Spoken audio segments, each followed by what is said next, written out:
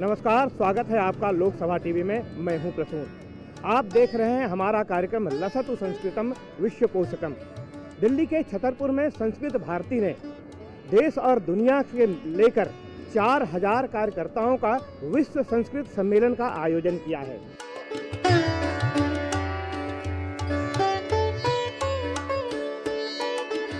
दिल्ली के छतरपुर में 3 दिनों का विश्व संस्कृत सम्मेलन का आयोजन किया गया। संस्कृत भारती संस्था की ओर से आयोजित इस सम्मेलन में भारत के कोने कोने से संस्कृत बोलने वाले लोग पहुंचे। वहीं विदेश से भी बड़ी संख्या में लोगों ने यहां आकर सम्मेलन में हिस्सा लिया। 4000 से ज्यादा लोगों ने यहां आकर 3 दिनों तक एक विहंगम दृश्य उपस्थित कर दिया। साथ ही भारत के उपराष्ट्रपति ने विश्व सम्मेलन में उपस्थित लोगों को संबोधित किया। सम्मेलन के औपचारिक उद्घाटन की पूर्व संध्या पर सांस्कृतिक कार्यक्रम का उद्घाटन हुआ। केंद्रीय गृह राज्य मंत्री किरेन रिजिजू विशिष्ट अतिथि के रूप में उपस्थित थे। उन्होंने संस्कृत में अपना भाषण प्रारंभ किया। आदरणीयभ्य आत्मीयभ्य सर्वभ्य मम नमस्कारः। उन्होंने पूर्वी राज्यों में भारतीय ग्रंथों और इतिहास के साथ पूर्वोत्तर के राज्य परंपराओं का विश्लेषण किया। शिव पुराण में आप पूरा उसका जिक्र किया हुआ है कि अरुणाचल प्रदेश है और वहां पे विश्व का सबसे बड़ा शिवलिंग वहां खड़ा है। किसको मालूम था?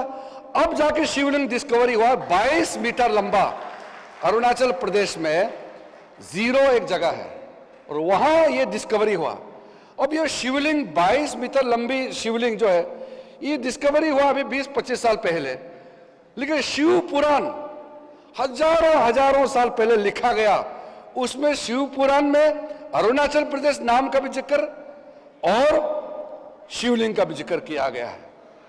कृष्ण भगवान जो द्वारका से आए हमारे अरुणाचल प्रदेश में, बिस्मक नगर जो पूर्व अरुणाचल प्रदेश में, जहां परशुराम कुंड है, लोहित नदी जहां परशुराम कुंड है, उसी से बस आजकल तो हाईवे खोल गया, तो हाईवे होने से वो 1 घंटे का रास्ता है। उस समय तो दिन भर चलते थे। तो वहां पर बिस्मक नगर और वहां से रुक्मणी को लेकर के द्वारका में वहां स्वयंवर हुआ और कृष्ण के साथ शादी हुआ। इस मौके पर केरल की युद्ध कला कलरी की प्रस्तुति हुई। साथ ही मणिपुर की युद्ध कला थागटा की भी प्रस्तुति हुई।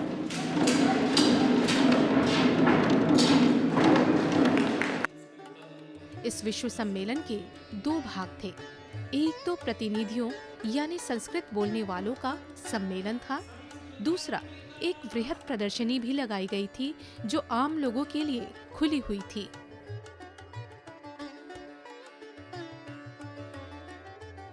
9 नवंबर को विदेश एवं संसदीय कार्य मंत्रालय के राज्य मंत्री वी मुरलीधरन ने प्रदर्शनी का उद्घाटन किया। इस अवसर पर संस्कृत भारती के अखिल भारतीय अधिकारियों के साथ साथ प्रसिद्ध स्तंभ लेखक और राष्ट्रीय स्मारक प्राधिकरण के अध्यक्ष तरुण विजय उपस्थित थे।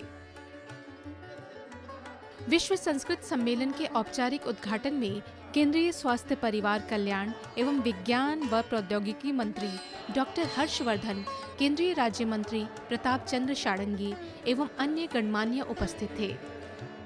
उद्घाटन सत्र में भारतीय परंपरा के अनुसार दीप प्रज्वलन के बाद वैदिक मंगलाचरण हुआ।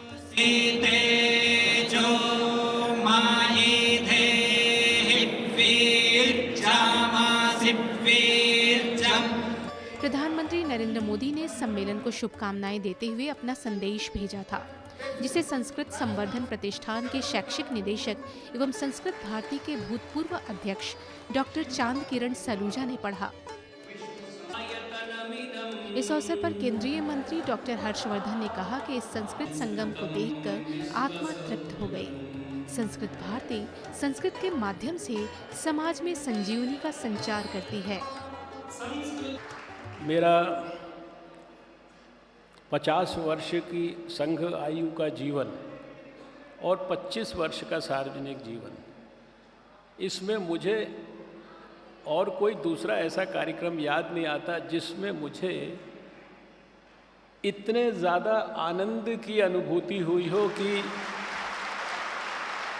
आत्मा प्रसन्न हो गई, आत्मा तृप्त हो गई।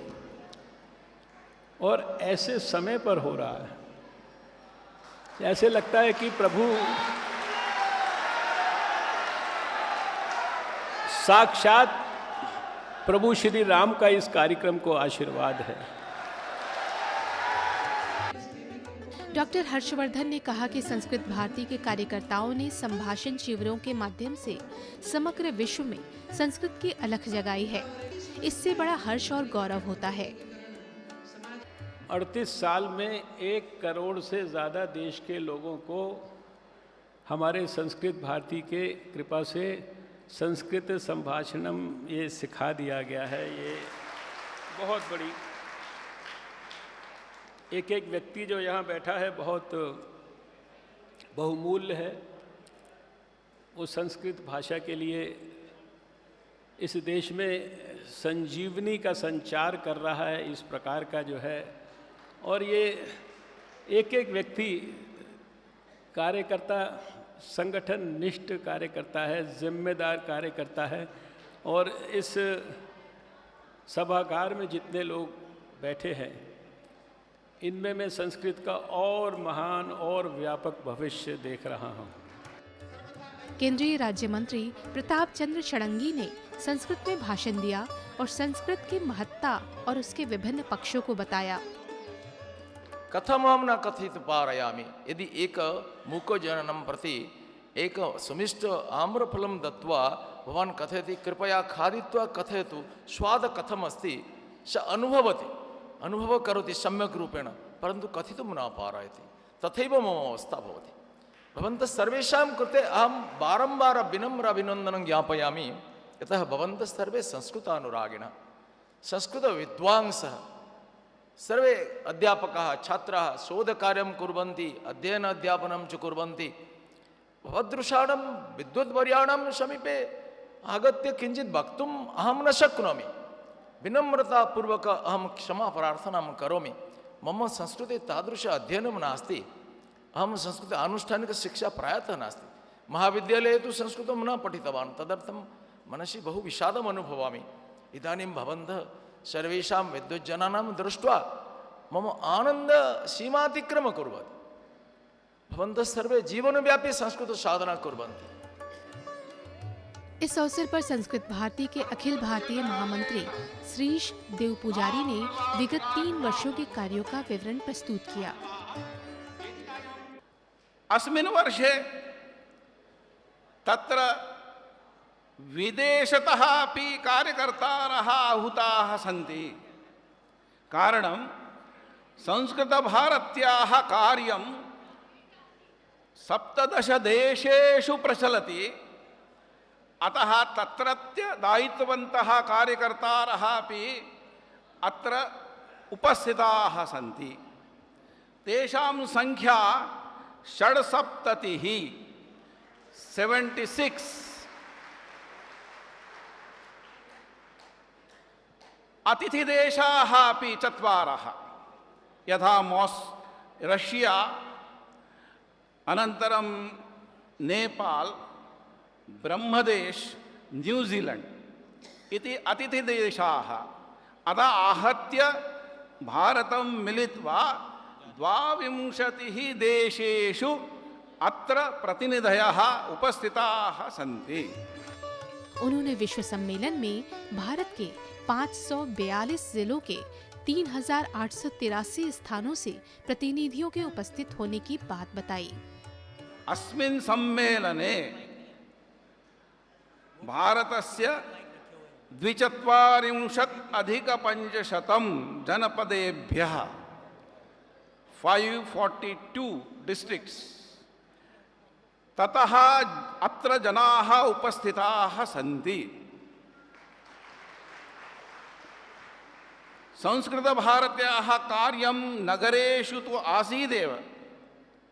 अतः 90,300 नगरेभ्यः 3,390 नगरतः अत्र प्रतिनिधयः आगताः सन्ति। संस्कृतभारत्याः कार्यं ग्रामेषु अपि प्रवर्तते।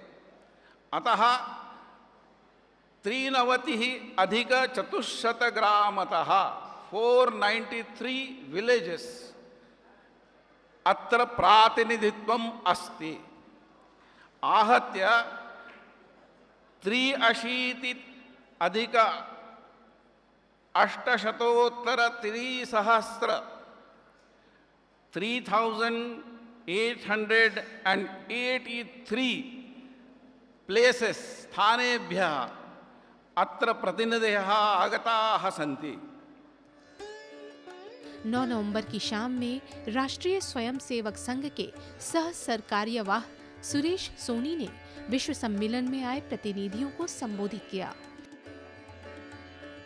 कि हम कौन हैं, तो हम सनातन हैं। और सनातन की जब व्याख्या करते हैं तो सनातन में यही कहते हैं कि एक कंटिन्यूटी है। और कंटिन्यूटी है तो सनातन की व्याख्या होती है कि चिर पुरातन नित्य नूतन।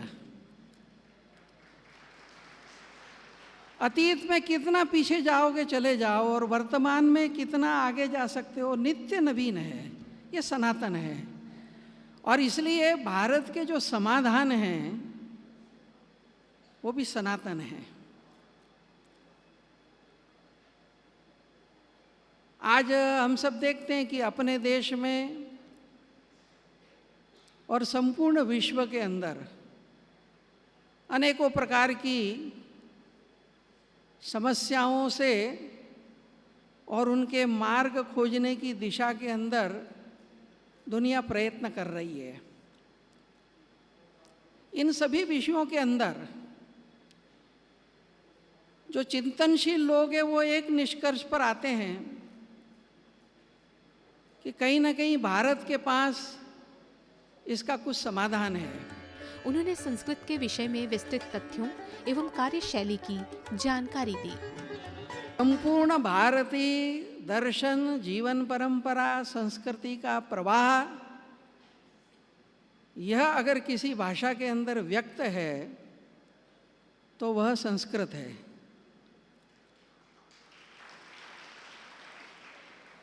और इस नाते से संस्कृत पुनः प्रतिष्ठापित हो, यह केवल एक भाषा को फिर से गौरव दिलाने का विषय नहीं है। यह संपूर्ण विश्व कैसे सुखी, शांत, समन्वय और भाईचारे से खड़ा होगा, उसके लिए भी यह अनिवार्य है। और इसलिए इसमें कोई दो मत नहीं है कि भारत में अनेक भाषाएं हैं।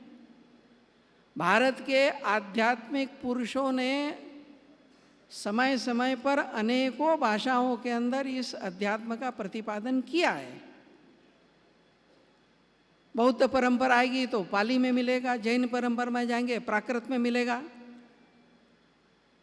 दक्षिण में तमिलनाडु में जाएंगे तमिल के अंदर। लेकिन इन सब के अंदर जाएंगे तो एक बीच का जो डोर होता है, जैसे गीता में भगवान ने कहा कि सूत्रे मणिगणा इव, उसमें बीच में मैं रहता हूँ, तो संस्कृत यह एक अंतर्निहित प्रवाह है। विश्व सम्मेलन के दूसरे दिन यानी 10 नवंबर को भारत के उपराष्ट्रपति वेंकैया नायडू यहाँ पहुँचे। पहले उन्होंने यहाँ लगाई गई प्रदर्शनी को देखा। प्रदर्शनी देखने के बाद उपराष्ट्रपति वेंकैया नायडू मुख्य सभागार में आए और प्रतिनिधियों को संबोधित किया। वेंकैया नायडू जी ने संस्कृत में आरंभ करते हुए अंग्रेजी और हिंदी में भाषण में कहा कि प्राथमिक शिक्षा मातृभाषा में ही होनी चाहिए, उसी से हम अपनी संस्कृति से जुड़े रह सकते हैं। उन्होंने कहा कि संस्कृत नहीं पढ़ने के बावजूद वे मंच पर हुए संस्कृत भाषणों को इसलिए समझ पाए क्योंकि तेलुगु भाषा में बहुत से शब्द संस्कृत के हैं। उन्होंने कहा कि माता, जन्मभूमि, मातृभाषा, गुरु और अपनी मातृभूमि, इसके साथ वे संस्कृत को जोड़ते हैं। इन सभी के बारे में सबको अपने मन में अत्यंत आदर होना चाहिए। यह हमारे आत्मगौरव के विषय है। संस्कृत भारत को जोड़ने वाली भाषा है।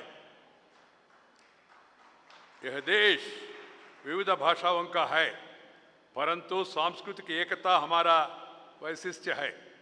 कालड़ी में जन्म श्री शंकराचार्य देश की चारों दिशाओं में मठ स्थापित किए। 2 बार देश की परिक्रमा की। उन्होंने ज्ञान, संस्कृति और आध्यात्मिकता का प्रसार के लिए संस्कृत को ही साधन बनाया। उस समय भारतीय ज्ञान विज्ञान परंपरा संस्कृत भाषा में है। चाणक्य की राजनीति, भास्कराचार्य जी का गणित, चरक सुश्रुत का आयुर्वेद, पतंजलि का योग, पराशर मुनि का कृषि शास्त्र, भरत मुनि का नाट्य शास्त्र, ऐसे अनेक विषय संस्कृत में भी विकसित हुए हैं। इसी ज्ञान विज्ञान के बल पर हमारे पुरखों ने कभी देश समृद्ध किया था, सुवर्ण भूमि किया था। यह हमारे ऋषि मुनियों द्वारा विकसित ज्ञान भंडार का हमने आज उपयोग करना चाहिए। ये बहुत जरूरी है। आज दुनिया में उपलब्ध ज्ञान भी दे और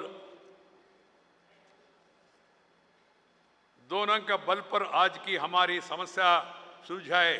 चीन की प्रवास से ह्यून सांग लिखते हैं कि भारत में मैंने कोई दुखी आदमी नहीं देखा। ऐसा सुविकसित भारत का निर्माण करने के लिए आज युवाओं ने यह ज्ञान भंडार प्राप्त करना चाहिए। संस्कृत भाषा का संरक्षण, संवर्धन, प्रोत्साहन उसके लिए बहुत आवश्यक है। इस सत्र में हिमाचल प्रदेश के मुख्यमंत्री जयराम ठाकुर को भी संस्कृत को द्वितीय राजभाषा बनाने के लिए सम्मानित किया गया। मुख्यमंत्री जयराम ठाकुर ने संस्कृत के महत्व पर विचार व्यक्त किए। हमारे ऋषियों ने, हमारे ऋषि मुनियों के वक्त से उस समय से आज तक संस्कार के साथ शिक्षा, संस्कार के साथ जीवन, और उसमें सबसे बड़ा योगदान हमारी संस्कृत का है। और आज भी इस आधुनिक युग में अगर हम इस बात को महसूस करें, अनुभव करें, उसमें हम टेक्नोलॉजी के इस युग में बहुत आगे भले ही बढ़ गए हों, लेकिन टेक्नोलॉजी में भी सबसे उपयुक्त भाषा अगर कंप्यूटर के लिए भी अगर पाई गई, जिसको जाना गया और माना गया, वो हमारी संस्कृति ही उसमें मानी गई है। इसलिए बहुत बड़ी संभावनाएं हैं, लेकिन उस सारी चीज़ के लिए हमको बहुत काम करने की आवश्यकता है। जूना अखाड़े के महामंडलेश्वर स्वामी अवधेशानंद गिरी भी इस अवसर पर उपस्थित रहे। जिस भाषा ने आत्मज्ञान दिया हो, व्यावहारिक ज्ञान दिया हो, अथवा जिसने पूर्व काल में शल्य चिकित्सा दी हो और सत्य सत्य जड़ चेतन नित्य अनित्य सूचि असुचि आत्मनात्म इसका भेद दिया हो।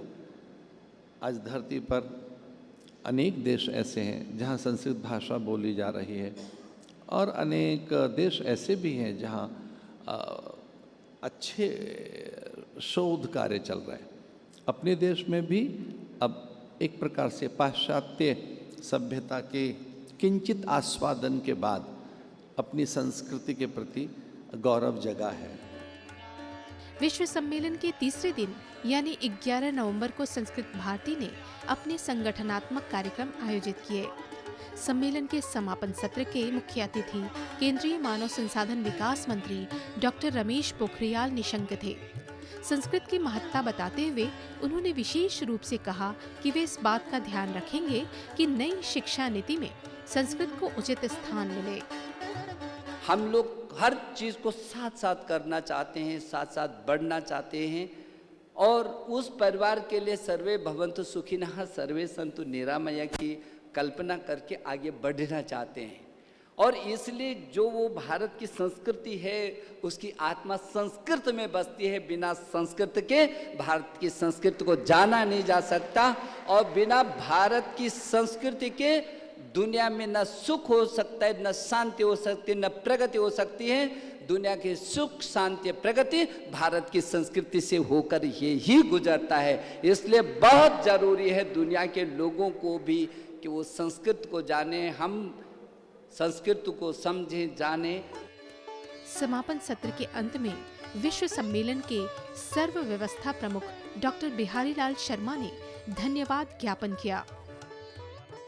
सम्मेलन के क्रम में ही संस्कृत भारती के नए अध्यक्ष का चुनाव हुआ और प्रोफेसर गोप बंधु मिश्र को अखिल भारत अध्यक्ष चुना गया। सम्मेलन में कुल 4207 प्रतिनिधियों ने भाग लिया। विश्व प्रभाग से 76 प्रतिनिधियों की उपस्थिति रही। 1200 कार्यकर्ताओं ने सारी व्यवस्था संभाली थी।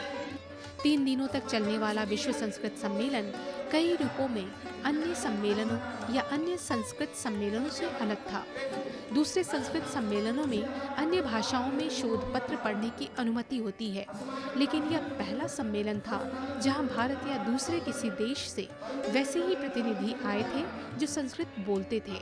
सम्मेलन में कार्यकर्ताओं को काम करने के लिए वैश्विक दृष्टि देने की कोशिश की गई।